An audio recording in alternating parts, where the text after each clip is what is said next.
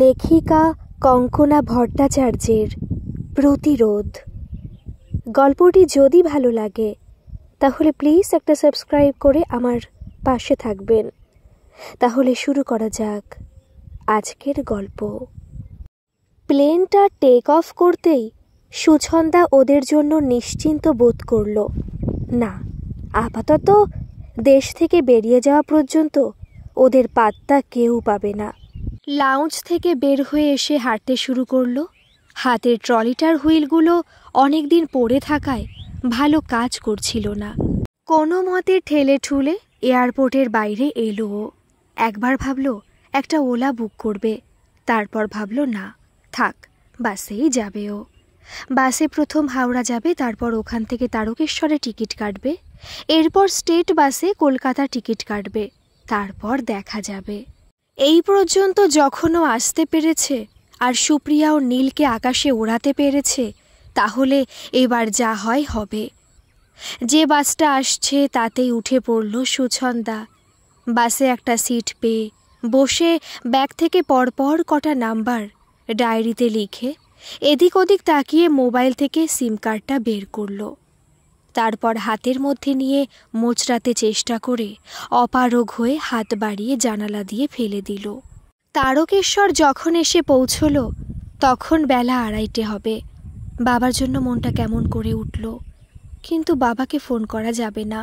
কি করবে সুছন্দা? কোথায় যাবে? আবার কলকাতার বাস ধরে মাঝপথে নেমে যাবে? না, ও জানে কিশলয়ের হাত অনেক লম্বা, ওকে ঠিক ধরে আনবে। তারপর নয় চাবুক নয় বেল্ট দিয়ে ওকে ক্ষত বিক্ষত করবে, বাবাকে হ্যারাস করবে, অত্যাচারও করতে পারে। তখন সুছন্দা বাধ্য হয়ে নীল আর সুপ্রিয়ার কথা বলে দেবে। তার চেয়ে বাড়ি ফিরে যাওয়া ভালো। কিন্তু বাড়ি গেলেও এতক্ষণ সে কোথায় ছিল সে নিয়ে নানা প্রশ্নের সম্মুখীন হবে। তাহলে ব্যাগ থেকে ওর খুড়তুতো ভাই অমলের ফোন নং বের করলো, তারপর ছোট নোকিয়া ফোনটা বের করে কি মনে করে আবার রেখে দিল। না, অমলকে জড়ানো ঠিক হবে না। তাহলে কি করবে ও? কি করবে?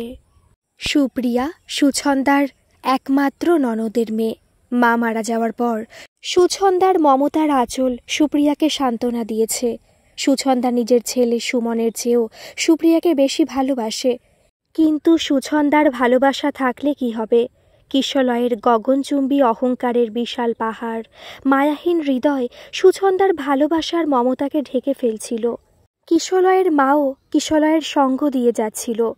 নিজেরই নাতনি সুপ্রিয়াকে কিশলয় ও তার মা একেবারেই দেখতে পারত না। হেলায় ফেলায় অবহেলায় সুপ্রিয়া একমাত্র মামির আদর পেয়েই বড় হচ্ছিল। এমনিতেই পান থেকে চুন খসলেই সুছন্দা প্রায়ই কিশলয়ের হাতে মার খেত। কতবার ভেবেছে সে সংসার ছেড়ে চলে যাবে, কিন্তু সুপ্রিয়ার কথা ভেবে যেতে পারেনি। বিয়ের পর থেকে সবকিছু দেখে শুনে ব্যালেন্স করে চলতে শিখে গিয়েছিল সুছন্দা। ছেলে হওয়ার পরও রেহাই পায়নি ও। পান থেকে চুন খসলেই অকথ্য ভাষায় গালাগালি আর মার সুছন্দার কপালে লেগেই থাকত। আস্তে আস্তে সুপ্রিয়া বড় হতে থাকলো।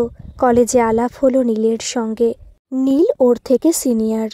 সুপ্রিয়া যখন নিম্ন মধ্যবিত্ত নীলের সঙ্গে রিলেশনে জড়ালো, তখন এ খবরটা জানা সত্ত্বেও সুছন্দা না জানার ভান করে সুপ্রিয়াকে দুটো চড় কষিয়েছিল।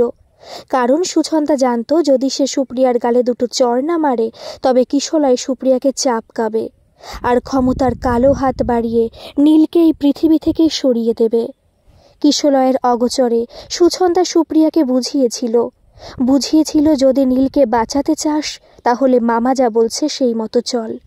কিশলয় তার নখ দাঁত সব নিয়ে যে কোনো মুহূর্তে ঝাঁপিয়ে পড়তে পারে নীলের ওপর, এমনকি নিজের ভাগ্নির ওপরও। সুপ্রিয়া নিজের জন্য না হলেও ভয় পেয়েছিল নীলের জন্য, তাই নীলকে সে এড়িয়ে চলতে থাকলো। ইতিমধ্যে কিশলয় সুপ্রিয়ার বিয়ে ঠিক করলো। একবার মাত্র সুছন্দা তার শাশুড়িকে বলেছিল সুপ্রিয়া অন্তত পাশটা করুক, তারপর না হয় ওর বিয়েটা দেবেন মা। পরিবর্তে কিশলয় এলেই ওর শাশুড়ি কথাটা ছেলের কানে তুলেছিলেন। সেদিন সুপ্রিয়া বাঁচিয়েছিল সুছন্দাকে তার মামার নৃশংস মারের হাত থেকে। সুছন্দার ছেলে তার বাবাকে ভীষণ ভয় করে। এই ভয় থেকে তার মানসিক বিকাশ ব্যাহত হচ্ছিল। অনেক চেষ্টা করে কিশলয়ের ডান হাত অনিমেষ দাকে দিয়ে কনভিন্স করিয়ে সুছন্দা তাকে বাইরে পাঠিয়ে দিয়েছে। ছেলের জন্য আর তার ভাবনা নেই, ভাবনা শুধু বৃদ্ধ বাবাকে নিয়ে। সেই 18 বছর বয়সে বিয়ে হয়ে এসে থেকে এই 20 বছর বিবাহিত জীবনে সে কিশলয়ের অনেক নোংরামি, শয়তানি, নৃশংসতা, ক্রূরতা দেখেছে। তার শাশুড়ি কোনোদিন ছেলেকে কিছু বলেনি, সবসময় তার অপরাধী ছেলেকে প্রশ্রয় দিয়েছে। সুপ্রিয়ার বিয়ে হয়ে গেল। ছেলেটি কিন্তু খুব ভালো ছিল, সেও রাজনীতির সঙ্গে যুক্ত ছিল, কিন্তু কিশলয়ের মত ছিল না। তার সহাস্যমুখ সাহায্যকারী মনোভাব তাকে জনপ্রিয় করে তুলতেই কিশলয়ের চোখে লাগল। পাড়ারই ছেলে। বিধানসভা নির্বাচনে কিশলয়ের বদলে সেবার দল ঠিক করল টিকিটটা তাকেই দেওয়া হবে। কি আশ্চর্য ব্যাপার! কয়েকদিনের মধ্যেই আচমকা এক কার অ্যাক্সিডেন্টে তার মৃত্যু হলো। থানা পুলিশ নানা রকম হলো। নিছক দুর্ঘটনা বলে পুলিশ হাত ঝেড়ে ফেলল। সন্দেহটা আগেই সুছন্দার হয়েছিল, কিন্তু অনিমেষদার কিশলয়ের কথাবার্তায় সুছন্দা বুঝতে পারল এটা নিছক দুর্ঘটনা ছিল না, ছিল একটা পরিকল্পিত খুন। সুপ্রিয়া বুঝতে পেরেছিল যে ওটা খুন ছিল, কিন্তু মামার বিরুদ্ধে রুখে দাঁড়ানোর মতো ক্ষমতা সে অর্জন করতে পারেনি, তাই চুপ করে গিয়েছিল। আবার লেখাপড়াটা শুরু করেছিল, পাশ করে গেল ভালোভাবে। নীল তখন একটা বিদেশি কোম্পানিতে কাজ পেয়েছে। ওর পায়ের তলার মাটিটা শক্ত হয়েছে। সহানুভূতি সহমর্মিতার ভালোবাসা দিয়ে নীল ভেঙে পড়া সুপ্রিয়াকে আবার জীবনের মূল স্রোতে ফিরতে সাহায্য করল। একটু একটু করে আবার কখন যে তারা কাছাকাছি চলে এলো নিজেরাও তা জানে না। আবার নজর পড়ল কিশলয়ের, আবার গিয়ে সুপ্রিয়ার জীবনটাকে বংশ গৌরবের অজুহাত দিয়ে ছাড়খাড় করতে চাইল। সুপ্রিয়া আইনি লড়াইতে যেতে চেয়েছিল, কিন্তু সুচন্দা বাধা দিল। সে জানত কিশলয় ইচ্ছে করলে সুপ্রিয়ার নীলকে পৃথিবী থেকেই সরিয়ে দিতে পারে। সুচন্দার ঠাকুমা একটা কথা বলতেন, কথাটা হলো, যাতে নেই কোনো নীতি তার নাম রাজনীতি। কথাটা কিশলয়ের ক্ষেত্রে একেবারে সুপ্রযুক্ত কথা, তাই দাবার ঘুঁটি অন্যভাবে সাজাতে হবে। বিষয়টা কাকতালীয় হলেও এই সময় নীলের কোম্পানি নীলকে বিদেশে পাঠাতে চাইল। সুছন্দা সুপ্রিয়াকে বলল, এই সুযোগ, যা তোরা এদেশ ছেড়ে চলে যা। সমস্ত ব্যবস্থা করে সত্যি সুপ্রিয়ার নীল, তাই আজকের ফ্লাইটেই তারা প্রথমে দিল্লি থেকে আজকেই রাতে উড়ে যাবে গন্তব্যস্থলে। নিশ্চিন্ত, বড় নিশ্চিন্ত লাগছে আজ। আবার সুছন্দা স্টেশনে ফিরল। না, ও মনস্থির করে ফেলেছে দুটো পথ ওর খোলা আছে, অবস্থা বুঝে ব্যবস্থা। ছোট ফোনটা দিয়ে বাবাকে একটা ফোন করলো, বলল, কেমন আছো বাবা? বাবা কুশল জানতে চাইলেন, তার মানে এখনো বাড়িতে কেউ জানে না ও নেই। শাশুড়ি থাকেন 3 তলায়, আরও 1 তলায়। খুব প্রয়োজন না পড়লে শাশুড়ি ওর সঙ্গে কথা বলেন না। ও নেই, একমাত্র বাণী ছাড়া কেউ জানে না। বাণীকে ফোন করে সুছন্দা জিজ্ঞেস করলো, বাড়িতে ও নেই, কেউ কি জানে? বাণী বলল, দাদাবাবু এখনও ফেরেনি মনে হয়, কোথাও মিটিং আছে, মাকে ফোন করেছিলেন। মা এখনও জানে না যে তুমি বাড়িতে নেই। রিস্ক একটা নিতেই হবে, ও বাড়িতেই ফিরবে। সাহসে ভর করে ও কলকাতা ট্রেনই ধরল। বাড়ি ফিরতে প্রায় রাত 10টা। ওর বাড়ি ফেরার পরপরই কিশলয়ও এসে গেল। কিশলয় রাতের ডিনার সেরে সোজা মায়ের কাছে 3 তলায় চলে যেতে সুছন্দা নিশ্চিন্ত হলো কিশলয় এখনও কিছু জানে না। এরপর 2 দিন কেটে গিয়েছে। 3 দিনের দিন কিশলয় বেলা 2টো নাগাদ বাড়ি ফিরল। সুছন্দা বুঝতে পারল পাখি যে উড়ে গিয়েছে তা কিশলয় জেনে গিয়েছে। সুছন্দা নিজের রুমে বিছানায় বসেছিল। কিশলয় এসে সোজা ওর হাত ধরে টেনে তুলে ওকে জিজ্ঞেস করল, সুপ্রিয়া কোথায়? সুছন্দা অবাক হলো না, বলল, ওরা বাইরে চলে গিয়েছে, আমি ওদের প্লেনে তুলে দিয়েছি। আর কিছু বলবে? কিশলয় রাগী চোখ নিয়ে একবার তাকে দেখল, তারপর বাইরে চলে গেল। বলে গেল, ফিরে এসে তোমার ব্যবস্থা করছি। সুছন্দার মোবাইলটা বেজে উঠল। কল রিসিভ করতেই হাউ হাউ করে চায়ের দোকানের বিপুলদা বলে উঠল, দিদিমণি, কাকাবাবু আর নেই। সুছন্দা চিৎকার করে উঠল, কি করে? কি করে? তোমার স্বামী ছিল, কাকাবাবুর সঙ্গে কথা কাটাকাটি হতে হতে উনি কাকাবাবুকে ঠেলে দেন সামনের দেওয়ালে। কাকাবাবুর মাথার পিছনটা সজোরে ঢুকে যায়, কাকাবাবু পড়ে যান। ব্যাস, বুড়ো মানুষ, সহ্য করতে পারেননি দিদি, মাথাটা থেতলে গিয়েছিল, দেওয়ালের পেরেক মাথায় ঢুকে যায়। ও মা গো! সুছন্দা কয়েক মুহূর্তের জন্য একেবারে সারহীন নির্জীব এক পাথরে পরিণত হয়ে যায়। কয়েক মুহূর্ত মাত্র। তারপর সুছন্দা কিছু না বলে ঘরের দরজা বন্ধ করল। ওর হাতে তখন কিশলয়ের মোবাইল।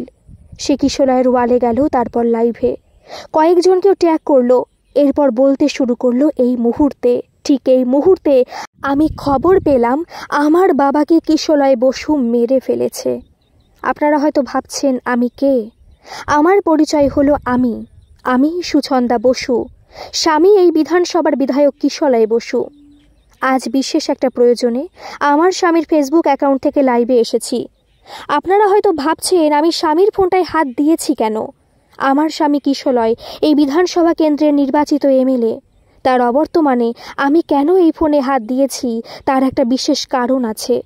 আপনারা যারা তাকে চেনেন তাদেরকে কিশলয়ের কীর্তি কাহিনী জানাতে আজকে আমি লাইভে এসেছি। এই মাত্র কিশলয় আমার বাবাকে খুন করেছে, তার বিচার চাই আমার। এখন বাবার মৃত্যুতে শোক করার সময় আমার হাতে নেই। তার আগে চলুন আপনাদেরকে আজ আমি কিশলয়ের বাড়িটা ঘুরে দেখাবো। এই যে দেখুন, এটা হলো ড্রয়িং রুম। এই যে এটা একটা বিশেষ ধরনের সোফা। কি দেখছেন? সোফাই তো। এবার দেখুন, সোফার এই কাঠটা আমি ওঠালাম, নিচে কিছু নেই, কিন্তু এই কাঠের মাঝখানে চাপ দিলাম, দেখুন কত টাকা। এই হলো কিচেন, এটা সিঙ্ক, এর তলায় দেখুন সব সোনার বিস্কিট। চলুন 3 তলায় আমার শাশুড়ির ঘরে নিয়ে যাই। আসুন দেখাই, এটা একটা হুইল চেয়ার, আমার শাশুড়ি ইউজ করেন। বাইরে সকলে জানে আমার শাশুড়ি পঙ্গু, আসলে তা নয়। উনি ছেলের অপরাধের স্বাদ দিতে পঙ্গু সেজে টাকা ভর্তি হুইল চেয়ারে বসে থাকেন। দেখতে পাচ্ছেন, আমার শাশুড়ি বাইরে টেরেসে গিয়েছিলেন, এখন নিজে হেঁটে ঘরে ঢুকছেন। সুছন্দার শাশুড়ি বলল, এ কি কি কি করছো বৌমা? হাতে ওটা কি? আপনার ছেলের ফোন মা, আমি লাইভে আছি, আপনার সুস্থতার ভিডিও দেখাচ্ছি। ওই যে অক্সিজেন সিলিন্ডার, ওটা আসলে অক্সিজেন সিলিন্ডারই নয়, ওই আদলে তৈরি সোনা ও টাকা রাখার জায়গা। সুছন্দার শাশুড়ি নিজের ফোনটা নিয়ে ছেলেকে ফোন করতে গেলেন। সুছন্দা এক ঠেলা দিয়ে শাশুড়িকে বিছানায় ফেলে দিয়ে তার হাত থেকে সেল ফোনটা কেড়ে নিয়ে বলল, এখন তো আপনার ছেলেকে ফোন করা যাবে না মা, আগে আমি লাইভ শেষ করে নিই, তারপর আপনি ফোন করে আমাকে যত খুশি মার খাওয়াবেন। আমি মোট 8টা থানাকে ট্যাগ করেছি, দলের যত ছোট বড় নেতা আছে সবাইকে ইনফর্ম করেছি, ইনকাম ট্যাক্স অফিসে ফোন করে সবটা জানিয়েছি। তারাও মনে হয় লাইভ ভিডিওটা দেখলেও দেখতে পারে আপনার ছেলে সুপ্রিয়ার স্বামীকে কার অ্যাক্সিডেন্ট করিয়ে মেরে দুর্ঘটনা বলে চালিয়েছিল, তার প্রমাণ আমি থানায় আর নেতাদের কাছে পাঠিয়েছি। তার আরও কুকর্মের প্রমাণ আমার কাছে আছে। আর এই লাইভ ভিডিওটা সবাই দেখছে, আপনাদের বাঁচার কোনো পথ আমি খোলা রাখিনি। আমি প্রথমে ভেবেছিলাম সুইসাইড করব, পরে ডিসিশন চেঞ্জ করেছি। আমি জানি আপনাদের আমাকে আর ছোঁয়ার ক্ষমতা নেই, অনেক পাপ করেছেন আর নয়। আমি জানি আপনার নাতিও এই লাইভ দেখছে, সে আমাকে অন্তত এবার ভালো করে মা বলে ডাকতে পারবে, তার সব ভয় কেটে যাবে। এবার আমি অপেক্ষা করব আপনার ছেলেকে কখন পুলিশে নিয়ে যাবে, আর সঙ্গে আপনাকেও। সকলকে ধন্যবাদ জানিয়ে সুছন্দা লাইভ শেষ করল। বাইরে তখন পুলিশে বাড়িটা ঘিরে ফেলেছে।